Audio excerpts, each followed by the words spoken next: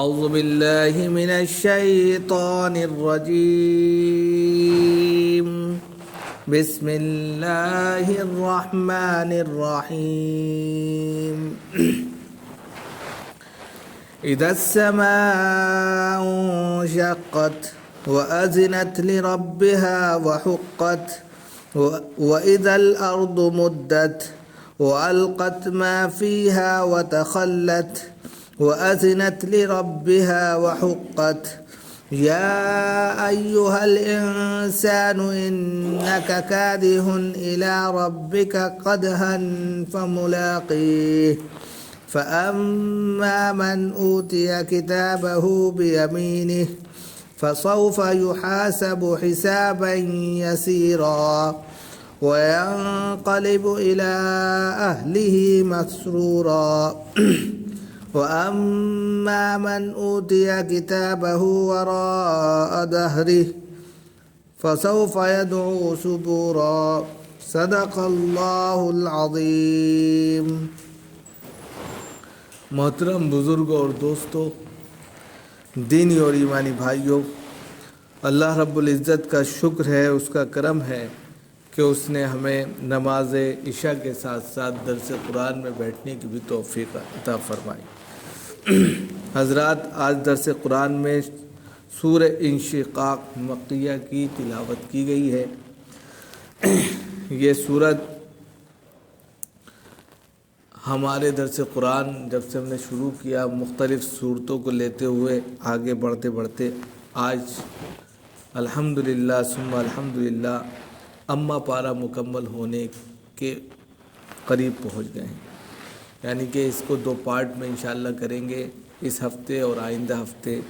اور اس کے بعد پورا اما پارہ تفسیر کے اعتبار سے یہاں پر مکمل ہو جائے گا. تو یہ اس اعتبار سے، درس قرآن کے اعتبار سے، یہاں کے اعتبار سے یہ ہماری آخری صورت ہے جو درس کے طور پر اما پارے میں آپ کے سامنے پیش کی جا رہی ہے. سب سے پہلے 9 آیتیں ہم نے آپ کے سامنے تلاوت کی ہیں، ان کا ترجمہ پیش کیا جائے گا، اور پھر اس کا دوسرا جو حصہ ہے وہ اگلے ہفتے مکمل کیا جائے گا، اور اس طرح پورا اما پارہ درس قرآن میں یہاں پر مکمل ہو جائے گا. اور وہ پورا پارہ یوٹیوب پر اپلوڈ ہے، جس کو جہاں جب جیسا موقع ہو سننا چاہے تو وہ سن بھی سکتا ہے. جو یہاں پر پیش کیا گیا ہے، جو مفہوم بتایا گیا ہے، وہ تمام چیزیں موجود ہیں. تو سب سے پہلے یہاں پر ان 9 آیتوں کا ترجمہ پیش کیا جاتا ہے، پھر اس کی تفسیر بیان کی جائے گی. اذا السماء انشقت، جب آسمان پھٹ جائے گا، وَأَذِنَتْ لِرَبِّهَا وَحُقَّتْ، اور وہ اپنے رب کے حکم پر کان لگائے گا، اور یہ اس کا حق بھی ہے، یعنی کہ وہ اس کے لائق بھی ہے کہ وہ کان لگائے. وَإِذَا الْأَرْضُ مُدَّتْ، اور جب زمین کو کھینچ کھانچ کر پھیلا دیا جائے گا اور دراز کر دیا جائے گا. وَأَلْقَتْ مَا فِيهَا وَتَخَلَّتْ، اور جو کچھ زمین کے اندر ہے، زمین اس کو اگل دے گی، باہر نکال کر پھینک دے گی، اور بالکل خالی ہو جائے گی، اندر سے بالکل خالی ہو جائے گی. وَأَذِنَتْ لِرَبِّهَا وَحُقَّتْ، اور وہ بھی اپنے رب کے حکم پر کان لگائی ہوئی ہوگی، اور وہ اس کی حقدار ہے، یعنی کہ وہ اس کے لائق ہے کہ وہ اللہ کے حکم پر کان لگائے رہے، جب حکم ہو ویسا کام کرے. یا ایھا الانسان انک کادح الی ربک کدحا فملاقی، اے انسان، بلا شبہ جو کچھ تو نے اپنے رب کے لیے کد و کاوش کی ہے، محنتیں کی ہیں، اچھے اور برے کام، نیک اور خراب کام، وہ سب کے سب ایسے ہیں کہ تو ان کے ساتھ اپنے رب سے ملاقات کرنے والا ہے. فَأَمَّا مَنْ أُوتِيَ كِتَابَهُ بِيَمِينِهِ، چنانچہ جو شخص ایسا ہے جس کے دائیں ہاتھ میں نامہ اعمال دیا جائے گا، فَسَوْفَ يُحَاسَبُ حِسَابًا يَسِيرًا، تو اس کا حساب کتاب بہت آسان لیا جائے گا، اس کا حساب کتاب بالکل معمولی ہوگا. وَيَنْقَلِبُ إِلَىٰ أَهْلِهِ مَسْرُورًا، اور پھر وہ جو ہے اپنے اہل و عیال میں خوشی خوشی لوٹ آئے گا. تو یہ 9 آیتیں تھیں جو آپ کے سامنے پیش کی گئیں. یہاں مضمون ختم ہو رہا تھا اس کے بعد دوسرا مضمون شروع ہو رہا تھا، اس لیے یہاں پر اکتفا کیا گیا تاکہ اس کو 2 حصوں میں تقسیم کر دیا جائے۔ سب سے پہلے سورہ انشقاق کا مطلب سمجھیں۔ سورہ انشقاق یہ سورت کا نام ہے اور پہلی ہی آیت سے اس کا نام اخذ کیا گیا ہے۔ انشقاق کا مطلب ہوتا ہے پھٹ جانا، انشقاق کہتے ہیں پھٹ جانے کو، اور یہ سورت مکی ہے، تمام لوگوں نے اس پر اتفاق کیا ہے۔ یہ سورت، اس سورت کے اندر 1 رکوع ہے، 25 آیتیں ہیں۔ ترتیب قرآنی کے اعتبار سے یہ سورت 84 نمبر پر ہے اور ترتیب نزولی کے اعتبار سے یہ سورت 83 نمبر پر ہے۔ اس سورت کے اندر جیسے ہم نے بتایا ایک رکوع ہے، 25 آیتیں ہیں اور الفاظ جو ہے وہ 125 ہیں اور جبکہ حروف جو ہیں وہ 444 ہیں۔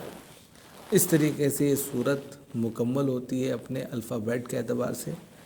جہاں تک تعلق ہے اس سورت کے اندر پیغامات کا، میسیجز کا، جو اس کے مرکزی مضامین ہیں وہ 2 ہیں، اور وہ یہ ہیں کہ سب سے پہلے اس کے اندر قیامت کے بھیانک منظر کو پیش کیا گیا، اس کی علامتوں کو، اس کی نشانیوں کو پیش کیا گیا کہ جب قیامت قائم ہوگی تو کیا منظر ہوگا، اور منظر اتنا بھیانک ہوگا کہ شروع میں ہی کہہ دیا گیا آسمان پھٹ جائے گا، تو اس منظر کشی کو پیش کیا گیا۔ پھر اس کے اندر مومن اور کافر کا تذکرہ کیا گیا کہ جو مومن ہوں گے، اچھے عمل کیے ہوں گے اور اچھے عمل کی بنیاد پر ان کو جو ہے ظاہر سی بات ہے نیک عمل کی بنیاد پر نام اعمال میں نیکیاں زیادہ ہوں گی تو ان کے دائیں ہاتھ میں نام عمل تھما دیا جائے گا، جس سے وہ پھولے نہیں سمائیں گے اور ان کا حساب کتاب بھی آسان ہوگا۔ دوسرا مرکزی مضمون اس کا کافر ہے، اور کافر وہ لوگ ہیں جو غلط کام کیے ہوں گے اور ان کا نام اعمال بائیں ہاتھ میں تھمایا جائے گا اور وہ افسوس کریں گے اور جہنم میں ان کو پھینک دیا جائے گا۔ تو اس طریقے سے یہ صورت مکمل ہوتی ہے۔ قیامت کے بھیانک منظر کشی کرتے ہوئے مومن اور کافر کا ایک بہترین کہہ سکتے ہیں معائنہ کیا گیا ہے، موازنہ کیا گیا ہے، اور ان کے عمل کو دیکھ کر جنت اور دوزخ کا فیصلہ کیا گیا ہے۔ اس طریقے سے آج جو مضمون ہے وہ قیامت کے منظر کو اور مومن کے اس کردار کو پیش کیا جائے گا یہاں پر جو ان کے نامہ اعمال میں آپ دیکھیں گے کہ جس کے نامہ اعمال اچھے ہوں گے تو وہ جنت کا مستحق ہوگا۔ تو یہ اس کے وہ بنیادی باتیں تھیں جو ضروری تھا آپ کے سامنے رکھا جائے۔ اب اس کو تفصیلی نقطہ نظر سے دیکھیے کہ کیا ہے۔ اذا السماء انشقت، جب آسمان پھٹ جائے گا، تو آسمان پھٹ جانے کا مطلب یہ قیامت قائم ہو جائے گی، یعنی کہ انسان کے لیے بتا دیا گیا کہ قیامت کا قائم ہونا اس بات کی علامت ہے کہ دنیا کی جو چمک دھمک ہے اور دنیا کا جو کہہ سکتے ہیں کانسیپٹ ہے انسان کے ذہن میں، شب و روز، دن اور رات، صبح اور شام، یہ دنیا اسی طرح چل رہی ہے۔ آسمان آکاش اوپر تھما ہوا ہے، زمین نیچے مسطح ہے، یہ اپنی گردش دونوں کے دونوں کر رہے ہیں۔ جب ان کی گردش کو گرہن لگ جائے گا، یعنی کہ وہ گردش کرتے کرتے رک جائیں گے اور ان کا نظام درہم برہم ہو جائے گا، تو آسمان اپنی جگہ سے بالکل ناپید ہوگا اور وہ بالکل جس طرح کوئی چیز پھٹ جاتی ہے اسی طریقے سے پھٹتا ہوا ختم ہو جائے گا، جس کو قرآن کے الگ الگ الفاظوں میں اور الگ الگ طریقوں پر پیش کیا گیا۔ اس سے پہلے اذا السماء انشقت کہا گیا، اذا السماء انفطرت کہا گیا، اذا السماء والشمس اذا الشمس کورت کہا گیا، یا اسی طریقے سے جو ہے کل فراش المبثوث بھی کہا گیا۔ تو یہ ساری چیزیں الفاظ کے اتار چڑھاؤ کے ساتھ میں ہیں، لیکن فی نفسی انسان کو یہ سمجھانے کی کوشش ہے کہ قیامت جب قائم ہوگی تو سب سے پہلے تمہاری آنکھیں خود دیکھیں گی وہ آسمان، جس آسمان تلے تم زندگی گزارتے ہو وہی پھٹتا ہوا تمہیں سب سے پہلے دکھائی دے گا۔ یہ قیامت کی سب سے بڑی اور سب سے نمایاں جو ہے نشانی ہوگی، لہذا تم اپنی آنکھوں سے دیکھو گے کہ آسمان پھٹ گیا ہے، اس کا نظام درہم برہم ہو گیا ہے۔ وہ جس طریقے سے سورج، چاند، ستارے اس کے اوپر نکلتے تھے وہ بالکل ختم ہو گئے ہیں، لہذا جب آسمان ہی نہیں رہے گا تو زمین کا جو سنتولن ہے وہ بھی بگڑے گا، اور جب وہ بگڑے گا تو پھر قیامت قائم ہوگی۔ تو اسی لیے کہا جب قیامت قائم ہو جائے گی، یعنی آسمان پھٹے گا کا مطلب جب قیامت برپا ہو جائے گی، قیامت آ جائے گی۔ اب آسمان ایک دم تو پھٹے گا نہیں، تو اس کے لیے بتایا گیا وَأَذِنَتْ لِرَبِّهَا وَحُقَّتْ، کہ آسمان بھی اپنے رب کے حکم پر کان لگائے ہوئے ہیں۔ یہ دنیا کا نظام، دنیا، پرتھوی، آسمان، سورج، چاند، یہ سب اللہ کے تابع ہیں، اسی کے حکم پر نکلتے ہیں، ڈوبتے ہیں، کہیں کوئی چیز نکل رہی ہے، کہیں کوئی چیز ڈوب رہی ہے، یہ سب اللہ کے نظام قدرت کا ایک چھوٹا سا کرشمہ ہے جس کو ہم دیکھتے ہیں، نہ جانے اس کے کتنے بڑے بڑے کرشمے۔ لہذا اسی کو کہا کہ وہ، یعنی کہ وہ کا مراد آسمان خود اللہ کے حکم پر کان لگائے ہوئے، جس طریقے سے ہم کسی بات کو سننے کے لیے جو بہت اہم بات ہوتی ہے کان لگا لیتے ہیں تاکہ کوئی چیز ہم سے چھوٹنے نہ پائے، اسی طریقے سے آسمان برابر اللہ کے حکم کے لیے کان لگائے ہوئے، کب حکم ہو کہ پھٹ جا کہ میں پھٹ جاؤں، کب حکم ہو کہ میں فنا ہو جاؤں کہ میں فنا ہو جاؤں۔ تو اس لیے کہا گیا وَأَذِنَتْ لِرَبِّهَا، کہ وہ اپنے رب کے حکم پر کان لگائے ہوئے ہیں، بالکل ایک ٹکٹکی باندھے ہوئے دیکھے، یعنی کہ اللہ کی طرف جو ہے لگا ہوا ہے، وَحُقَّتْ، اور وہ اس لائق ہے، وہ اس کا یہ حق ہے کہ وہ کان لگائے رہے، جیسے ہی اس کو حکم ہو ویسے ہی وہ پھٹ جائے۔ گویا کہ انسان کو سبق سکھا دیا گیا کہ اتنا بڑا آکاش، آسمان، جو بغیر کسی پلر اور بغیر کسی جو ہے ستون کے کھڑا ہے، بغیر کسی بھیم کے، وہ بھی اللہ کے تابع اس قدر ہے کہ وہ کان لگائے ہوئے اللہ جب اس کو جو بات کہیں وہ فوراً کرنے کے لیے تیار ہے۔ تم تو انسان ہو، عقل مند ہو، عقل رکھتے ہو، تم کیوں نہیں کر رہے ہو؟ یہ میسیج ہے۔ اس سے ایک چھوٹا سا میسیج دینا چاہتے ہیں کہ وہ بے زبان ہو کر بھی اللہ کی تابعداری میں، فرما برداری میں ہر وقت لگا ہوا ہے، کب اس کو حکم ہو اور کب وہ فرما برداری اور اطاعت گزاری کے لیے وہ حقت کا مطلب یعنی وہ اسی لائق ہے کہ وہ اطاعت کرے، فرما برداری کرے۔ یہ نہیں کہ میں نہیں پھٹوں گا، جیسے انسان سرکش ہو جاتا ہے، انسان جو ہے انکار کر دیتا ہے، ہم نہیں کریں گے، بغاوت پر اتر آتا ہے، باغی بن جاتا ہے۔ لیکن آسمان اور زمین باغی نہیں ہیں، وہ اللہ کے تابع ہیں، جب اس کو حکم ہوگا وہ کام کرے گی یا وہ کام کرے گا۔ تو اسی کو کہا کہ وہ آسمان اللہ کے حکم پر کان لگائے ہوئے ہے، اور وہ اسی کا لائق بھی ہے کہ کان لگائے رہے، جب حکم ہو فرما برداری کرے اور پھٹ جائے، ختم ہو جائے۔ وَإِذَا الْأَرْضُ مُدَّتْ، اور زمین جو ہے کھینچ کھانچ کر لمبی کر دی جائے گی، پھیلا دی جائے گی، مسطح۔ اس کے دو مطلب لیے گئے۔ ایک مطلب تو یہ کہ زمین کو کھینچ کھانچ کر پھیلا دیا، یعنی اس کو طول اور عرض، چوڑائی اور لمبائی کو مزید دراز کر دیا جائے گا، بڑا کر دیا جائے گا۔ ایک تو یہ مطلب۔ دوسرا مطلب یہ کہ زمین کے اوپر جو پہاڑ ہیں ان پہاڑوں کو ریزہ ریزہ کر دیا جائے گا، بالکل جس طریقے سے آپ دیکھتے ہیں کہ جہاں پر جو ہے سڑکیں نکالنی ہوتی ہے، مال بنانے ہوتے ہیں، یا اسی طریقے سے جو ہے کوئی گاؤں بسانا ہوتا ہے تو اس کو مسطح کر دیا جاتا ہے، پہاڑ، چٹانیں وٹانیں کچھ بھی ہو سب کو جو ہے رولر پھینٹ دیا جاتا ہے، وہاں سے بالکل سپاٹ سڑک نکال دیا۔ اسی طرح کہا کہ زمین پر جو بھی پہاڑ ہیں جس کی وجہ سے زمین کا سنتولن برقرار ہے، ان پہاڑوں کو ریزہ ریزہ کر دیا جائے گا، اور اوپر نیچے کی جو زمینیں ہیں اس کو مسطح کر دیا جائے گا، اور اس طریقے سے زمین چوڑائی اور لمبائی میں مزید پھیلا دی جائے گی، لمبی کر دی جائے گی، دراز کر دی جائے گی۔ تو دونوں مطلب ہے کہ الگ سے بھی اس کو پھیلا دیا جائے گا اس کے رقبے کو، یا زمین کے اوپر جو پہاڑ ہیں ان کو مسطح کر دیا جائے گا، زمین کے برابر کر دیا جائے گا، اور اس طریقے سے اس کا رقبہ مزید بڑھ جائے گا۔ وَأَلْقَتْ مَا فِيهَا وَتَخَلَّتْ، اور زمین کے اندر جو کچھ ہے وہ نکال پھینکے گی، اگل دے گی۔ اگل دینے کا مطلب ہے کہ مردے ہیں، خزانے ہیں، نہ جانے کتنی ایسی چیزیں ہیں جو دفن ہیں زمین کے اندر، وہ زمین سب الٹ دے گی، الٹی کر دے گی. جیسے انسان کوئی چیز کھاتا ہے اور پورا کا پورا باہر نکال دیتا ہے، بالکل اسی طرح زمین نے جو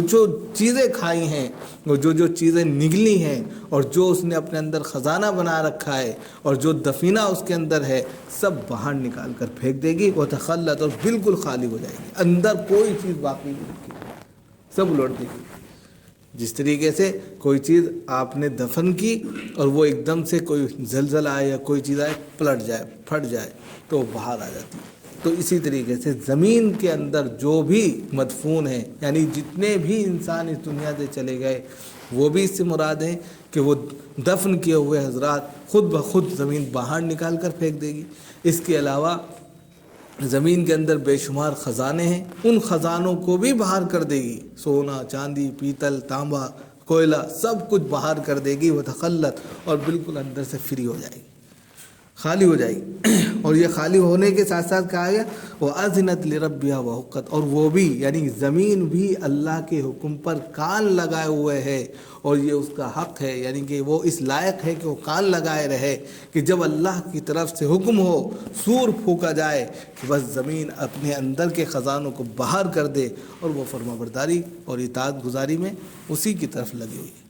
تو یہ میسیج ہے کہ زمین اور آسمان جس پر تم رہتے ہو، جس کے نیچے جس کی چھاتی پر تم چلتے ہو اور جس کے نیچے تم زندگی گزارتے ہو، دونوں کے دونوں اللہ کے حکم پر لگے ہوئے ہیں. اور تم انسان ہو کر اللہ کی نافرمانی کر رہے ہو اور اس سے روگردانی کر رہے ہو، تو یہ جائز نہیں ہے. کسی طریقے سے تمہارا یہ عمل ٹھیک نہیں ہے، لہذا تمہاری پکڑو. تو یہ قیامت کا منظر، بھیانک منظر ان کے سامنے رکھا. یہ ایسا منظر تھا کہ ہر انسان سمجھ سکتا تھا. اب یہاں سے انسانوں کی کیٹیگری کر رہے ہیں کہ انسانوں میں دو طرح کے لوگ ہیں، یا تو وہ مومن ہیں یا تو وہ کافر ہیں، یا تو وہ نیک عمل کرتے ہیں یا تو برے عمل کرتے ہیں.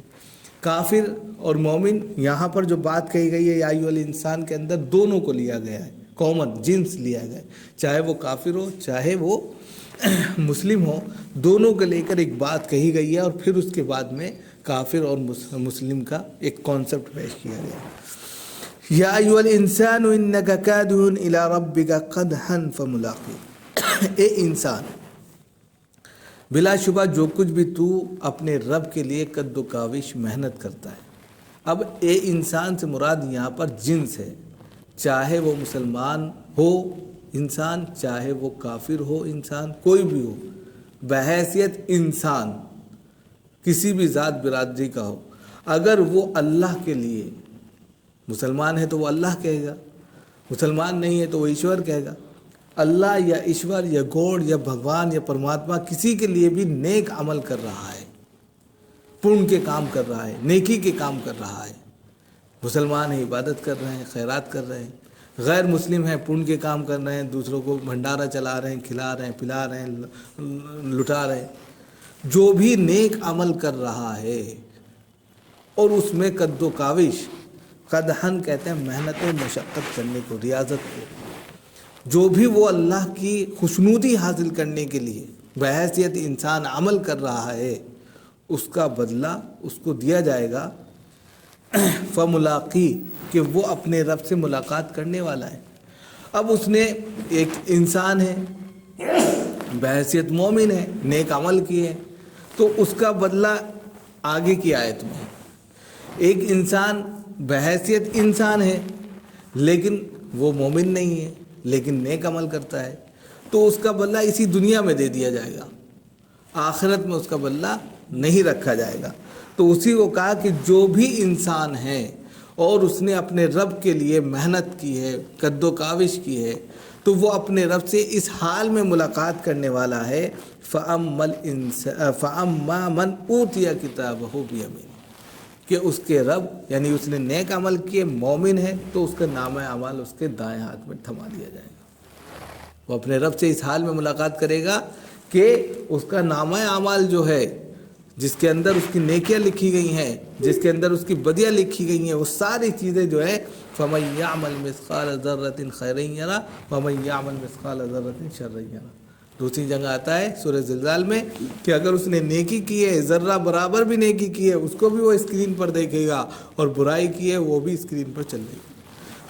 اسی کو یہاں پر کہہ دیا کہ جو کچھ بھی اس نے نیک عمل کیے یا بد عمل کیے رب کے سامنے سب کچھ آیا ہو جائے گا۔ جب وہ اپنے رب سے اللہ سے ملاقات کر رہا ہوگا تو وہ اس حال میں ملاقات کر رہا ہوگا کہ نیکیاں ایک طرف ہوں گی، بدی ایک طرف ہوگی، اس کی اچھائیاں ایک طرف ہوگی، برائیاں ایک طرف ہوں گی۔ اس طریقے سے وہ اپنے رب سے ملاقات کرے گا، اور ملاقات کرنے کے ساتھ ساتھ اگر اس کی نیکیاں زیادہ ہوں گی تو اس کے نامہ اعمال کو اس کے دائیں ہاتھ میں تھمایا جائے گا، اور جب تھما دیا جائے گا فَسَوْفَ يُحَاسَبُ حِسَابًا يَسِيرًا، تو اس کا حساب کتاب بہت آسان ہوگا، بہت معمولی ہوگا۔ جناب محمد الرسول اللہ صلی اللہ علیہ وسلم سے حضرت عائشہ کی حدیث ہے کہ فرماتی ہیں کہ جس کا قیامت کے دن حساب کتاب ہو گیا، آپ صلی اللہ علیہ وسلم نے فرمایا وہ ہلاک ہو گیا، وہ بچ نہیں پائے گا۔ آپ صلی اللہ علیہ وسلم اللہم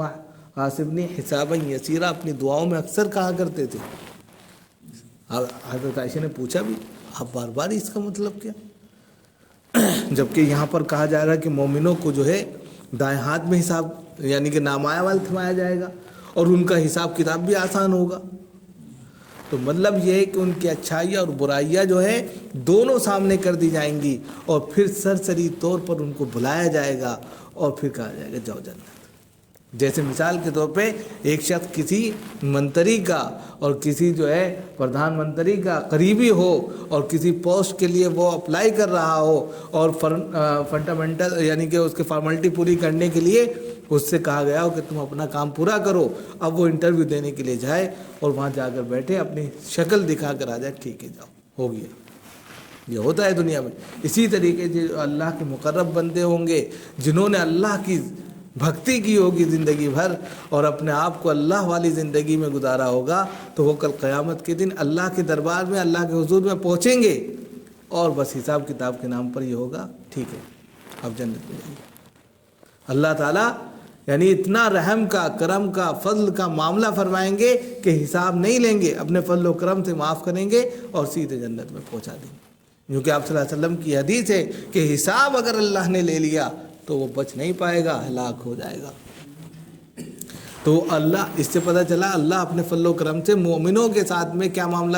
کرے گا حساب یسیرہ میں، کہ بس فارملٹی کے طور پر بلائیں گے اور اپنے فضل و کرم سے اس کو جنت میں بھیج دیں گے، اور پھر وہ جنت میں جب پہنچے گا کیا وَيَنْقَلِبُ إِلَىٰ أَهْلِهِ مَسْرُورًا، وہ اپنے اہل و عیال میں خوش خرم ہو کر لوٹے گا۔ دو مطلب ہے کہ جو اس کے والدین، جو اس کے خاندان کے رشتہ دار جنت میں پہلے پہنچ گئے ہوں گے، ان کے پاس وہ خوش خرم ہو کر خوشی خوشی پہنچے گا اور بشارت لے کر پہنچے گا کہ میں بھی آپ کے پاس آ گیا۔ اور دوسرا مطلب اس کا یہ ہے کہ اللہ رب العزت نے جو اس کے لیے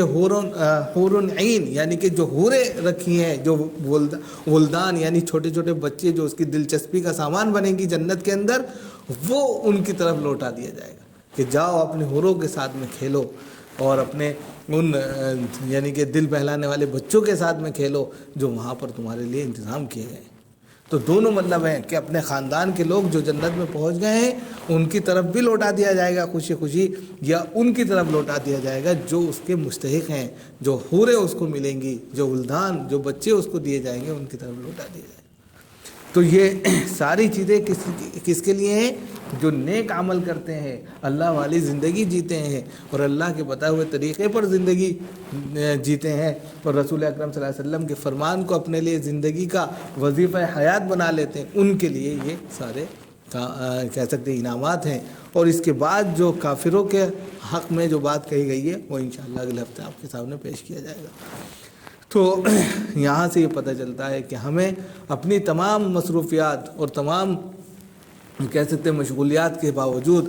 ہم اللہ والی زندگی کو اپنائیں، اور اس میں سب سے پہلے ترجیح اس بات کی دیں کہ ہماری زندگی میں ایسی چیزیں شامل ہوں جو نیکیوں کو بڑھاوا دیں اور نیک عمل کرنے کی توفیق جس سے ملتی ہو، اس لیے کہ کل یہی چیز کام آئے گی، تمام چیزیں بیکار ہو جائیں گی۔ اللہ تعالیٰ ہم سب کو عمل کی توفیق بنائے۔